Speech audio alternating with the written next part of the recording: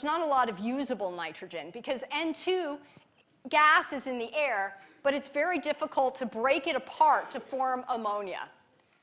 And when we think about bonding, you can probably tell me why it's hard to break N2 apart if you consider how many bonds would be between those two nitrogens. So it's there, but it's hard to do. So the industrial process that's used now pretty much is the same industrial process that's been used for quite a while, the Haber Bosch process, which does not use enzymes. And here are some pictures of these folks.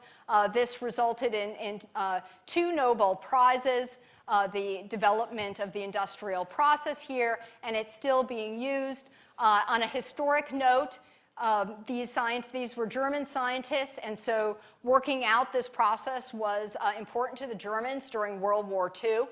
It's still the process going on today.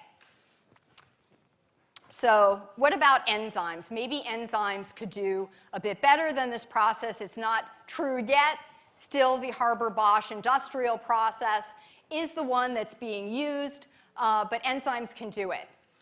So some of the problems of a lot of the common industrial reactions are that you use high temperatures. Remember we said the compromised temperature was 500 degrees Celsius.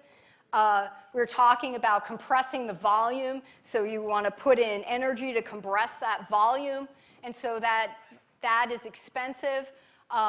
And you might want to think about a way, could you do that reaction at normal ambient temperature without applying energy to the system? Well, enzymes can do this reaction at ambient temperatures, and they don't have to have high pressure associated with them. And the way that enzymes do this, and here's a little cartoon of a space-filling model of a particular enzyme called nitrogenase. So for nitrogen, and the ase means it's an enzyme. And the secret to this enzyme, how it can do what Haber and Bosch got 2 Nobel Prizes for. This enzyme has received no Nobel Prizes, and it can do the same thing.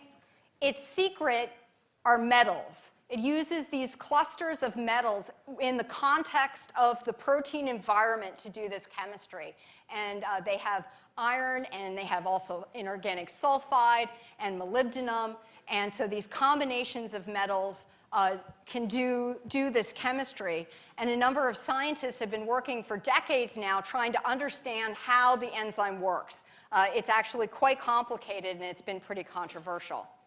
So let me just kind of show you at the heart of the enzyme. Here are all the atoms of the enzyme, but if you rotate the enzyme around and go in, the secret was that those combinations of metals. And one of the units that we're going to have second to last in this course is about transition metals, that metals can do a lot of really important things in biological systems and also in industrial processes and in other things as well. So I do also like to mention research that's going on here at MIT. I've mentioned Dick Schrock before. He won a Nobel Prize in chemistry a few years back, but not for his work on sort of nitrogenase systems.